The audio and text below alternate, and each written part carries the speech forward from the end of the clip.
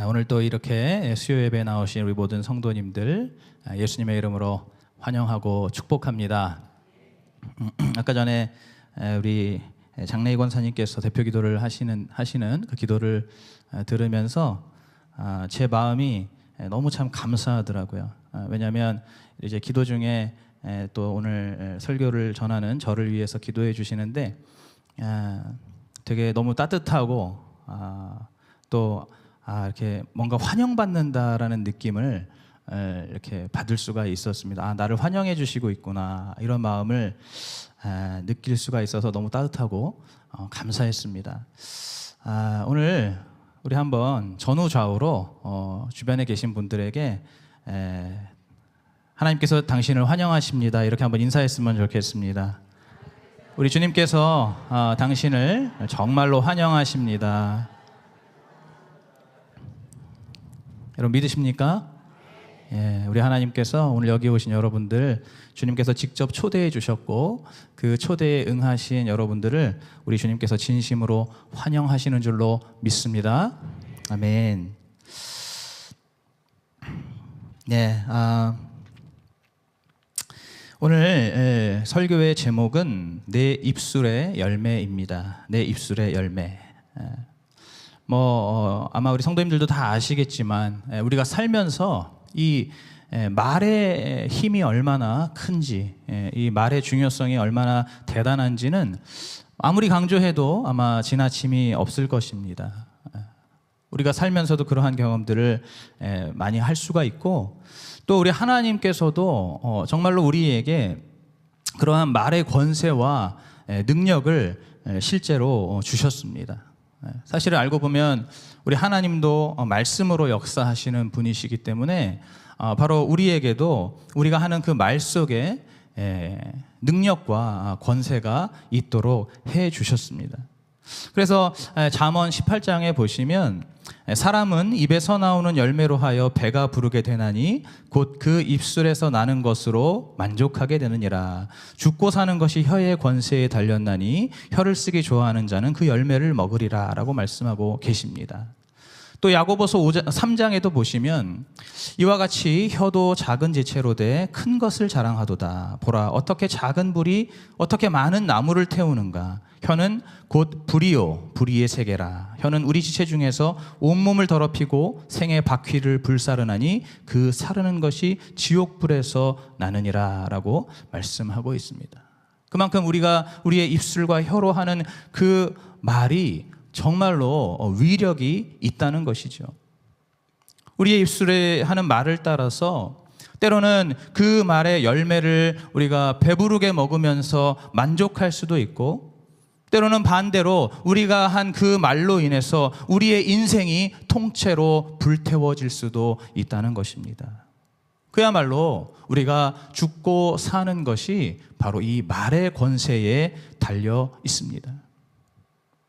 따라서 우리가 이 말을 할 때에 정말로 선하고 의로운 그러한 믿음의 말, 그리고 다른 사람을 살릴 수 있는, 다른 영혼을 살릴 수 있는 그러한 유익한 말을 우리가 정말로 잘 해야 합니다.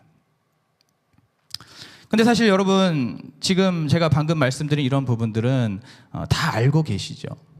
우리가 정말 믿음의 말, 유익한 말, 의로운 말, 살리는 말을 해야 한다는 것은 우리가 다 잘 알고 있습니다.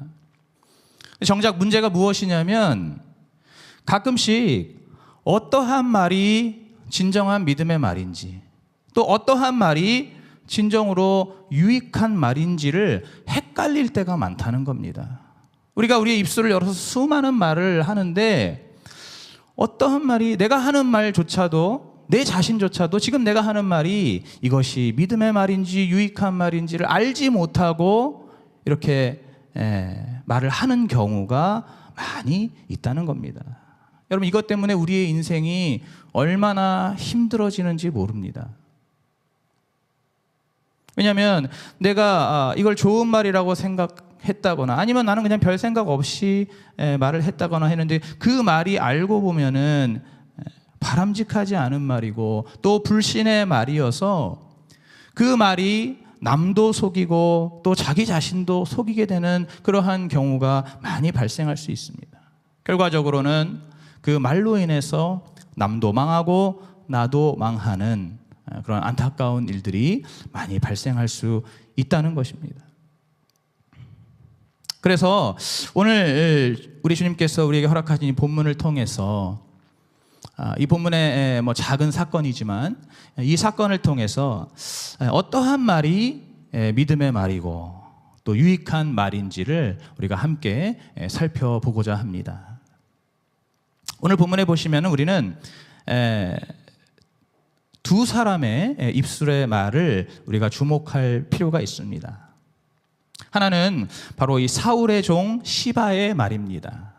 그리고 다른 하나는 사울의 손자이자 요나단의 아들인 무비보셋의 말입니다. 얼핏 보면은 그냥 대단한 말을 하지 않은 것 같지만은 그러나 잘 묵상해 보면은 이 두 사람의 입술에서 나온 이 말들은 하나님께서 보시기에 정말로 상반되는 말이라고 할 수가 있습니다. 먼저 배경 설명을 좀 해드려야 되는데 오늘 우리가 보시는 이 사무엘하라는 이 성경은 이제 다윗이 드디어 왕이 된 역사를 기록한 성경입니다.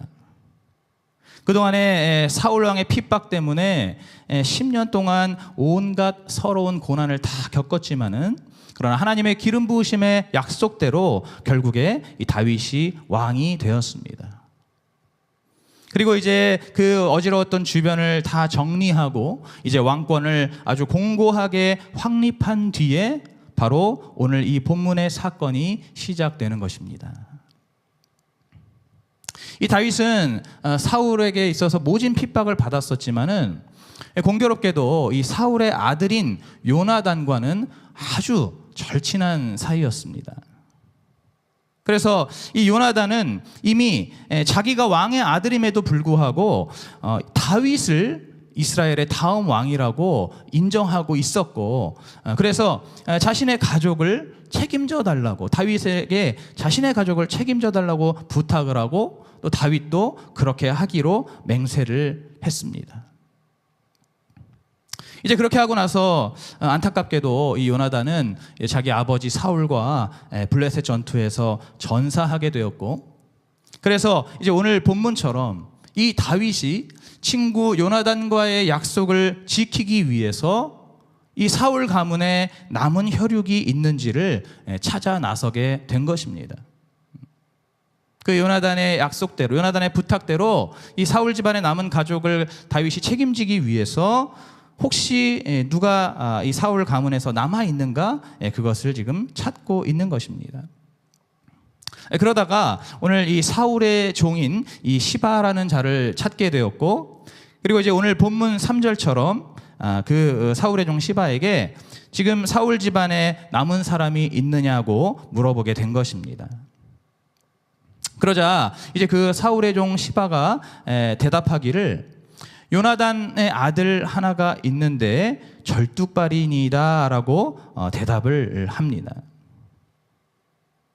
이 사울 가문이 완전히 이제 몰락했는데 그 가운데 유일하게 이 요나단의 아들 무비보셋이라고 하는 사람이 남아 있었고 그 사람은 실제로 두 다리를 절었습니다.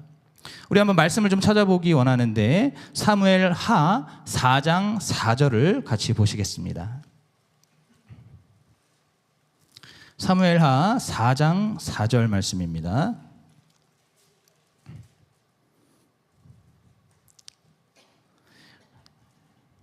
네, 그 앞으로 조금 넘기시면 되죠. 자, 다 찾으신 줄 알고 우리 한 목소리로 합독하겠습니다. 시작. 사울의 아들 요나단에게 절뚝발이 아들 하나가 있으니 이름은 무비보셋이라.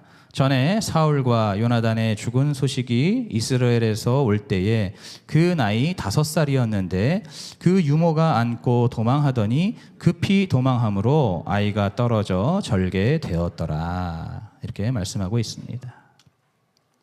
성경학자들에 의하면 이 무비보셋은 두 다리를 절었다라고 이야기하고 있습니다. 자, 그런데 여기서 우리가 좀 주목해야 될 부분이 있습니다. 지금 이 다윗은 사울 집안에 남은 사람이 있냐고 물어보았습니다. 그 사람이 어떤 사람인지를 묻지는 않았다는 것이죠. 그냥 단지 사울 집안에 혹시 누구 한 사람 남은 사람이 있냐라고 물어봤을 뿐입니다. 그런데 이 시바는 요나단의 아들이 한 명 있습니다라고 하면서 굳이 그 뒤에 그가 절뚝발이입니다라는 말을 덧붙였다는 겁니다. 여러분 이상하지 않습니까?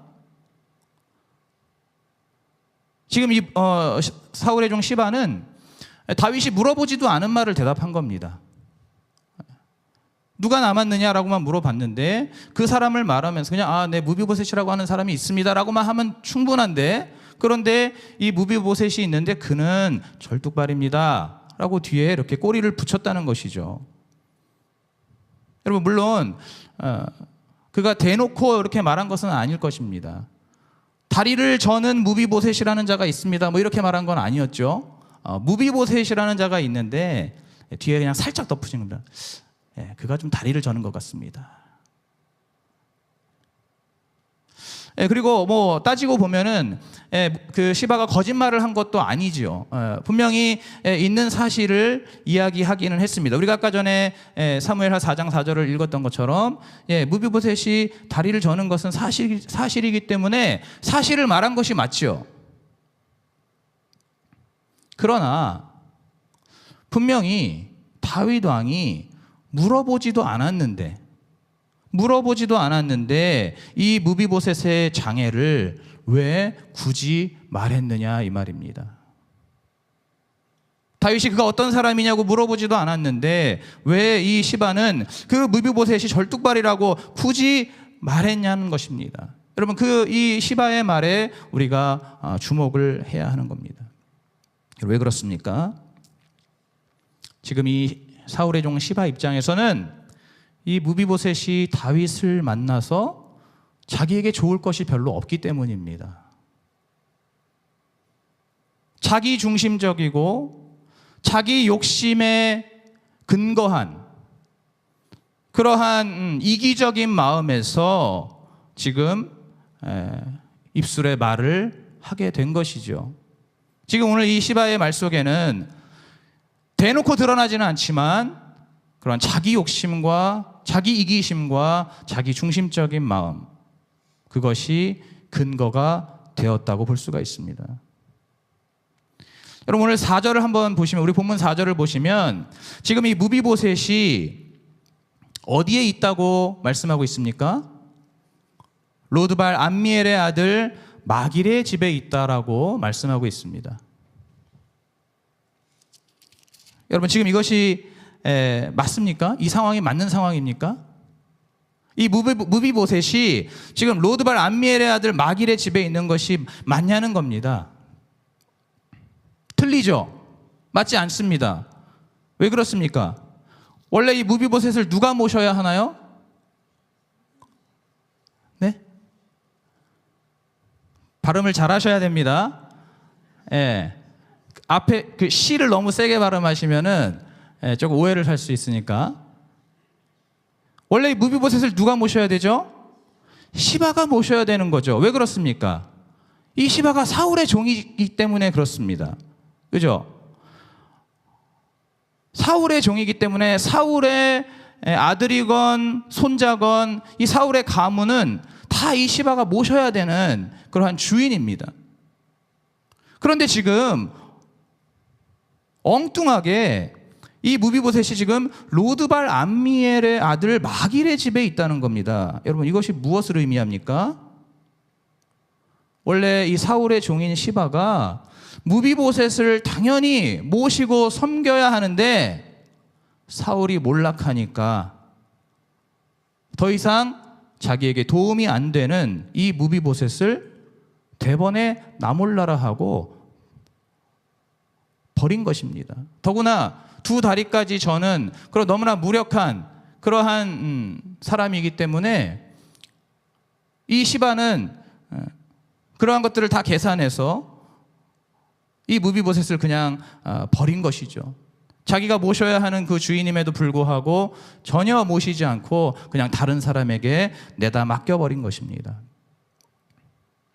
그리고 오늘 우리가 본문은 아니지만 우리 한번 10절 말씀을 좀 보시면 거기 무엇이 나오냐면 이 시바는 아들이 15명, 종이 20명이라고 기록하고 있습니다. 여러분, 사울의 종이 어떻게 이렇게 아들이 15명이나 되고 종이 20명이나 될 수가 있을까요?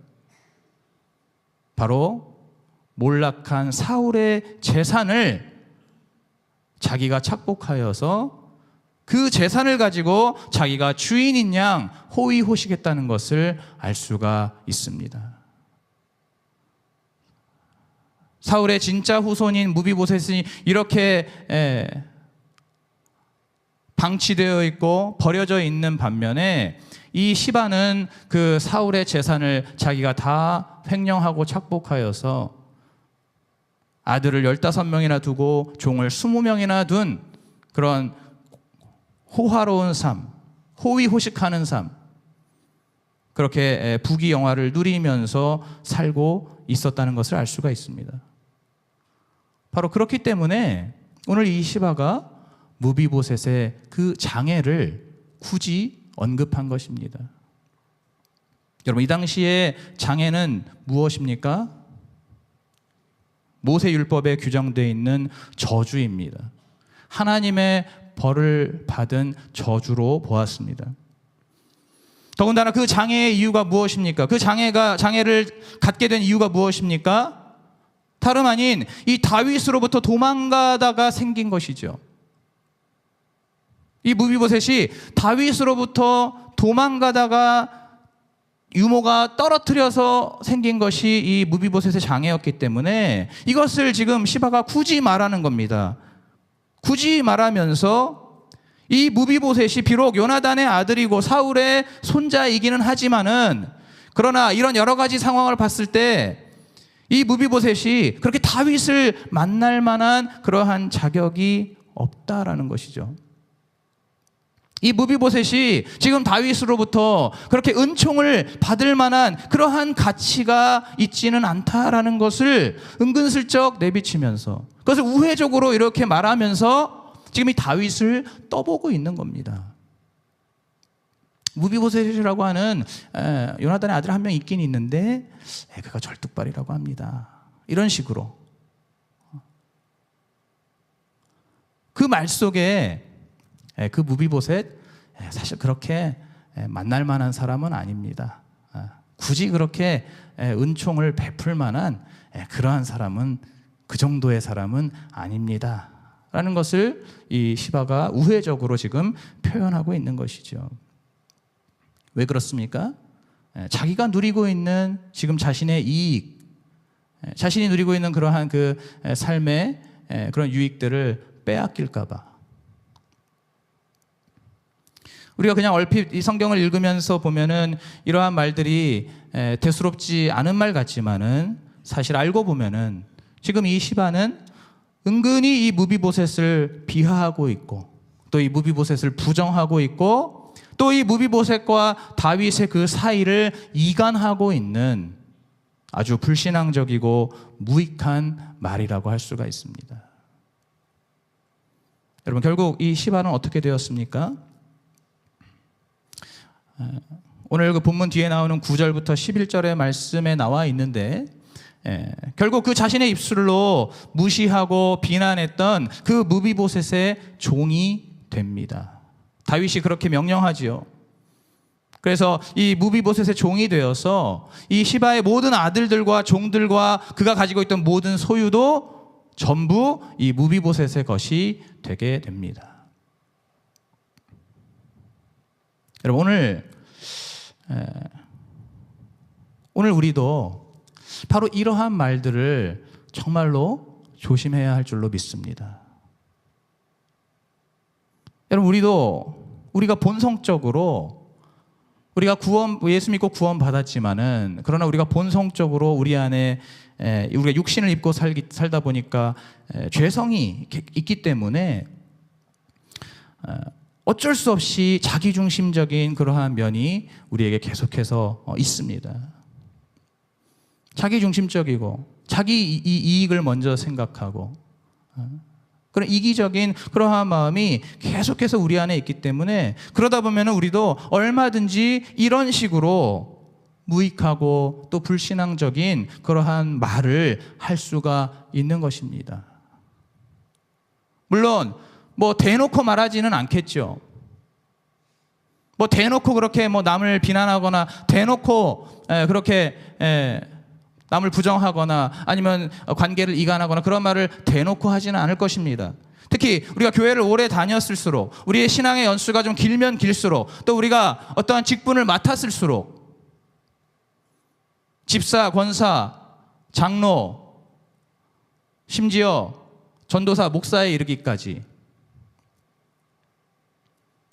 우리가 그런 직분들이 있을수록 체면이 있고 또 양심이 있어서 대놓고 말을 하지는 못하지만은 그러나 오늘 이 사울의 종 시바처럼 우회적으로 돌려가면서 은근슬쩍 다른 사람을 비난하거나 또는 공동체를 비난하는, 부정하는 그러한 말을 우리가 얼마든지 할 수 있다는 겁니다. 여러분, 그런 말들이 더 위험하죠.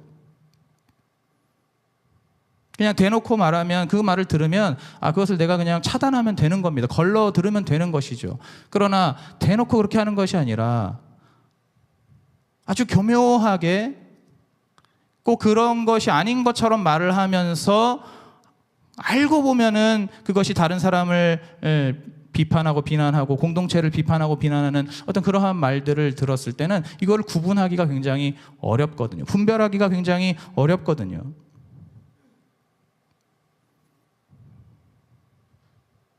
여러분, 어떤 말들이 있습니까? 예를 들어서 있는 그대로의 사실을 이렇게 얘기한다고 하면서 굳이 그 결점을 이렇게 들춰내는 겁니다. 오늘 이 시바가 바로 그런 식으로 말을 했죠. 그냥 있는 그대로의 사실이라면서 굳이 그 결점을 들춰낸 겁니다. 또 어떻게 말합니까? 걱정하는 것처럼 이야기를 하는데 슬쩍 거기에 비난이 들어가는 거죠. 그냥 걱정하는 것처럼 그 사람 이거 그렇게 하면 안 될 텐데 참 안타까운데 하면서 거기에 비난이 슬쩍 들어가는 겁니다. 또 어떤 경우가 있습니까?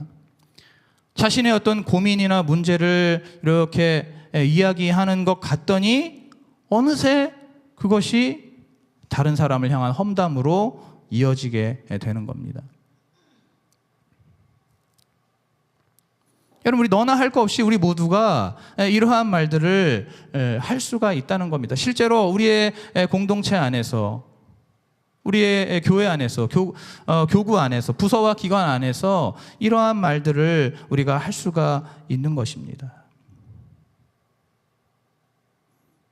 이렇게 슬그머니 남을 비난하거나 부정하는 이러한 말들은 그것을 우리가 모르고 듣다 보면은 어떻게 됩니까?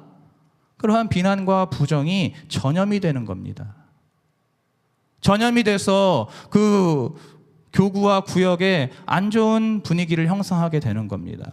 교회 부서와 기관 안에 안 좋은 분위기를 형성하게 되는 겁니다. 교회 안에 안 좋은 분위기를 형성하게 되는 겁니다. 뭔가 모르게 어둡고 뭔가 모르게 서먹서먹하고 뭔가 모르게 어색하게 되는 그러한 분위기를 만들어가는 것입니다. 여러분, 이러한 말들이 많아지면은 어떻게 됩니까? 제가 아까 처음에도 말씀드렸던 것처럼 그러한 말을 듣는 사람도 망하게 되고 또 그러한 말을 하는 사람도 그 말로 인해서 망하게 되는 것입니다. 오늘 우리 수지산성 가족들은 절대로 이런 비난과 부정과 이간의 말을 하지도 않고 듣지도 않기를 주님의 이름으로 축복합니다. 여러분, 혹시라도 내 안에, 내 마음속에 다른 사람과 어떤 공동체에 대해서 해로울 만한 그러한 말이 생각이 난다면 여러분, 말씀과 성령을 의지하여서 그러한 생각들을 그러한 그 말들을 우리의 생각 속에서 반드시 유산시키시기를 바랍니다. 우리가 판단해 보면 알 수가 있습니다. 지금 나에게 떠오르는 이러한 생각이 어떤 사람을 비난하는 것이 아닌가, 어떤 사람을 비판하고 비하하는, 부정하는 것이 아닌가, 혹은 나의 이 말로 인해서 결과적으로 내가 속해 있는 이 공동체의 어떤 유익을 저하하는 그러한 일이 아닌가, 그러한 말이 아닌가. 말씀을 통해서 또한 성령님을 의지하여서 기도할 때에 그러한 것들을 내 속에서 구분할 수가 있습니다. 바로 주님께서 주시는 그러한 그 지혜로 입 밖으로 내놓았을 때 그것이 해로울 만한 그러한 말들을 내 생각 속에서 반드시 유산시키고, 오늘 우리의 입술에서는 하나님께서 기뻐하시는 그러한 믿음의 말, 유익한 말이 있어야 할 줄로 믿습니다. 우리가 또는 그러한 해로운 말들을 우리가 듣더라도 마찬가지죠. 바로 동일하게 이 하나님의 말씀과 성령을 의지하여서 우리가 그러한 말들을 들었을 때 정말 현명하게 잘 분별하고 또 믿음의 중심을 잘 잡아야 할 줄로 믿습니다. 바로 그것이 우리가 속한 이 공동체와 교회를 계속해서 세워나갈 수 있고, 또 우리 한 사람 한 사람도 계속해서 세워나갈 수 있다는 것을 믿으시기 바랍니다. 오늘 5절에 보시면은 다행히도 이 다윗은 믿음의 중심이 굳게 서 있었기 때문에 그 시바의 말에 넘어가지 않습니다. 그리고 이제 그 요나단의 아들인 무비보셋을 자신에게로 불러드립니다. 그리고 오늘 7절처럼 이제 두려움에 떨고 있는 이 무비보셋에게 무서워 말라고 안심을 시키고, 이제 요나단과의 약속대로 그에게 사울의 밭을 모두 되찾아주고 또 평생 동안 다윗의 식탁에서 함께 먹고 마시는 그러한 엄청난 은총을 베풀어 줍니다. 그러자 이 무비보셋의 대답이 오늘 8절에 나오고 있습니다. 오늘 한번 이 8절 말씀을 우리가 다시 한번 같이 합독해 보겠습니다. 8절 시작. 저가 절하여 가로되 이 종이 무엇이관데 죽은 개 같은 나를 돌아보시나이까. 아멘. 여러분, 오늘 이 무비보셋의 입에서 나온 이 말, 이 고백은 앞선 그 시바의 말과는 완전히 상반되는 너무나 위대하고 너무나 훌륭한, 그리고 하나님께서 너무나 기뻐하시는 그러한 믿음의 고백입니다. 여러분, 신약 성경에도 이러한 비슷한 고백이 있다는 걸 알고 계십니까? 제가 전에 금요 미랄 기도회 때도 한번 설교했었는데, 그렇죠, 신약 성경에도 이러한 비슷한 고백이 나오고 있죠. 바로 가나안 수로보니게 여인의 고백입니다. 예수님께서 주인의 떡을 개에게 주는 것이 합당치 않다라고 우회적으로 그 가나안 여인을 향해서 말씀하셨을 때 그가 어떻게 대답합니까? 주여 올소이다. 자신은 개가 맞다는 것이죠. 주여 올소이다. 주인의 그 떡을 개에게 주는 것이 합당치 않다는 그 주님의 말씀 맞습니다. 저는 개입니다. 저는 그 떡을 먹을 만한 자격이 없는 개입니다. 그러나 그 개도 주인의 상에서 떨어지는 부스러기는 먹을 수 있는 것 아닙니까? 라고 위대한 믿음의 고백을 하죠. 바로 그런 식으로 오늘 이 무비보셋이 이 종이 무엇이간데 왕께서 죽은 개 같은 나를 돌아보십니까? 라고 고백하고 있습니다. 여러분, 그런데 요즘 우리는 어떻습니까? 요즘 우리 중에서 이렇게 하나님 앞에서 자신을 죽은 개 같은 나라고 그렇게 말하는 성도님들 계십니까? 아마 제가 생각할 때는 별로 없을 것 같습니다. 그리고 우리가 뭐 기도하다가 예배하다가 아니면 찬송을 부르다가 뭐 이렇게 때로는 비슷하게 고백을 해보려고 해도 그것이 참 쉽지 않을 것 같습니다. 좀 자존심이 상할 상하는 그런 기분도 들 수 있을 것 같습니다. 아무리 그래도 내가 굳이 이렇게 죽은 개로 나를 내가 표현을 해야 되나? 너무 극단적인 것 아닌가? 이렇게까지 내 자신을 비하해야 되나라는 생각이 들 수도 있습니다. 여러분, 지금 이 시대가 우리에게 그렇게 계속해서 우리를 세뇌시키고 있지 않습니까? 절대로 어디 가서 자존감을 낮추지 마라.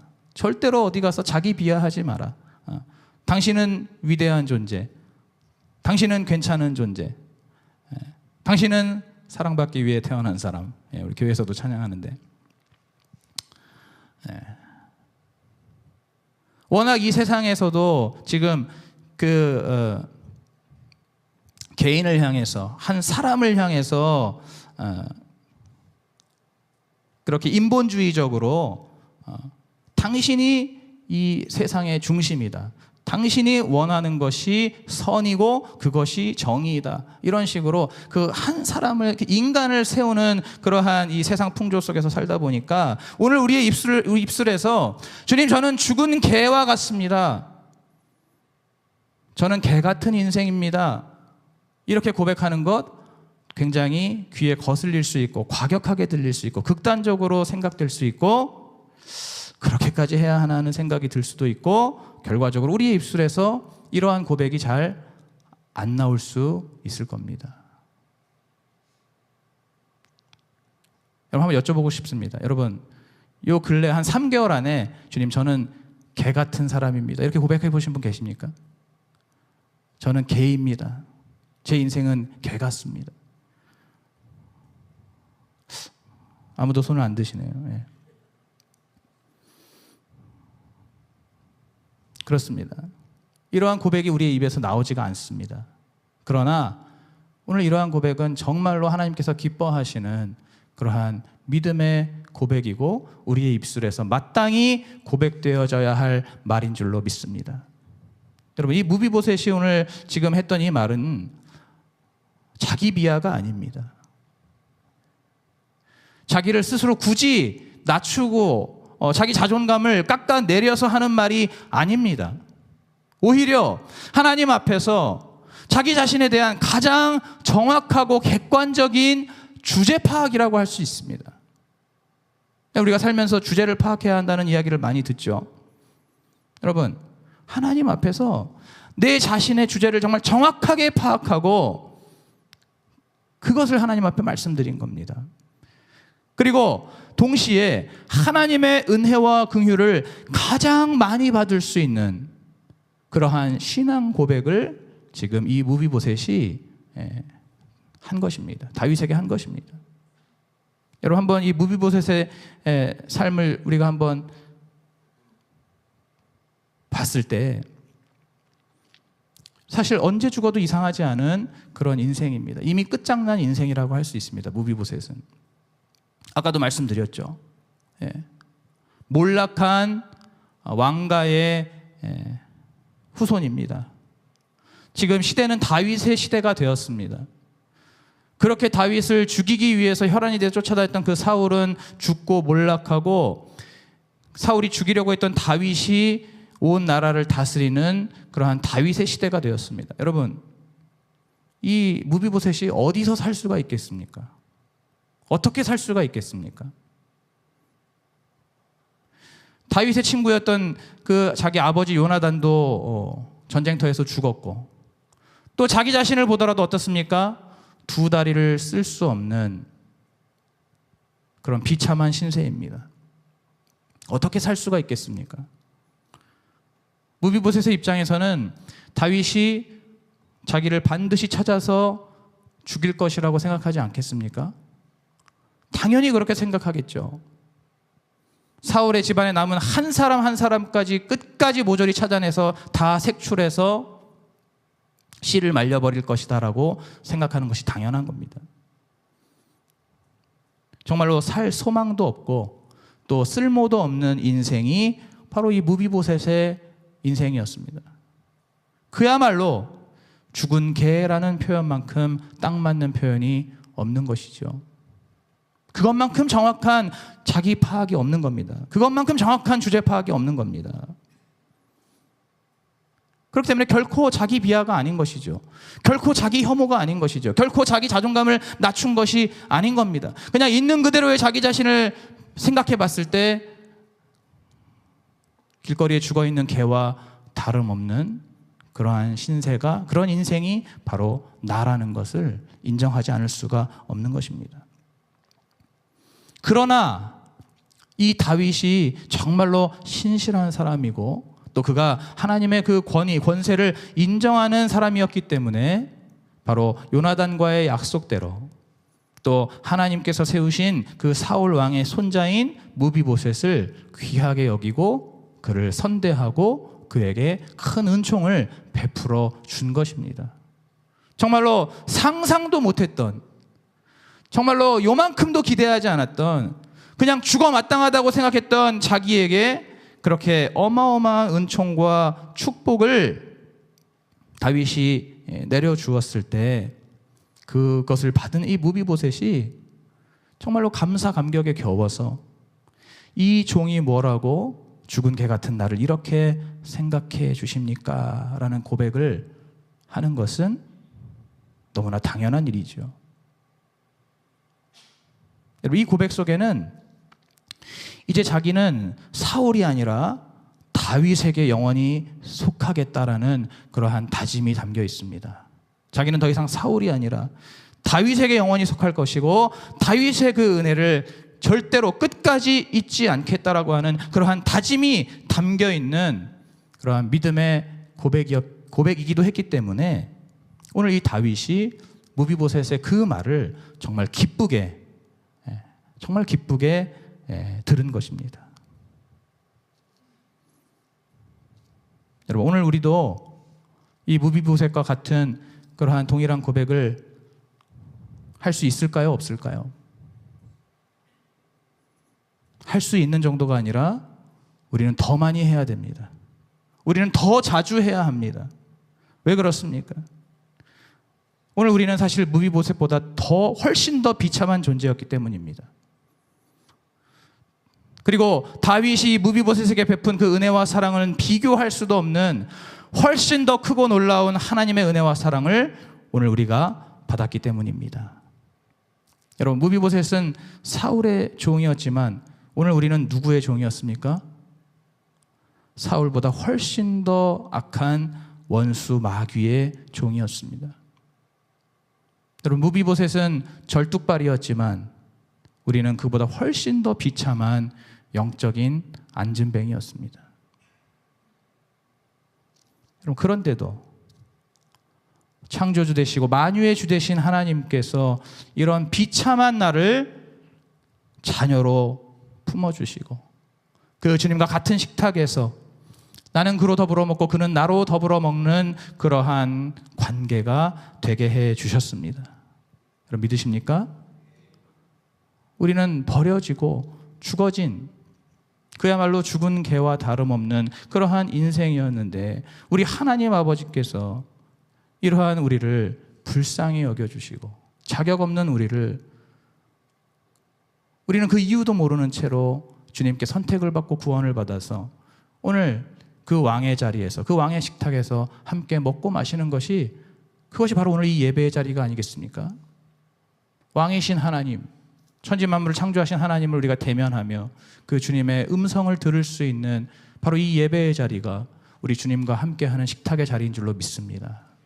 여러분, 바로 이러한 자격을, 오늘 이러한 은총을 우리에게 베풀어 주셨기 때문에 오늘 우리 모두는 이 종이 무엇이관데 주께서 죽은 개 같은 나를 돌아보시나이까? 라고 얼마든지 고백할 수가 있는 것입니다.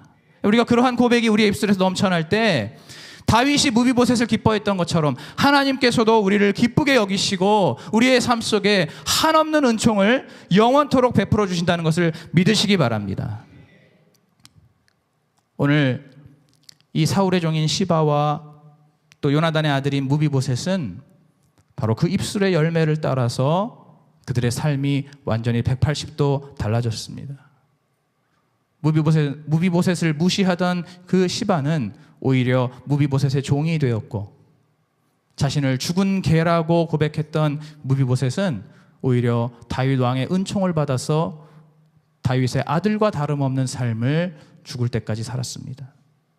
오늘 이 말씀을 우리가 기억하면서 오늘 우리 입술에서 날마다 우리 하나님께서 기뻐하시는 믿음의 말, 그리고 우리 영혼을 살리는 그러한 유익한 말로 우리의 입술을 채우시는 저와 여러분이 되시기를 주님의 이름으로 축복합니다. 함께 우리 한번 기도하실 때, 하나님, 우리의 입술의 말을 주님 주장하여 주시옵소서.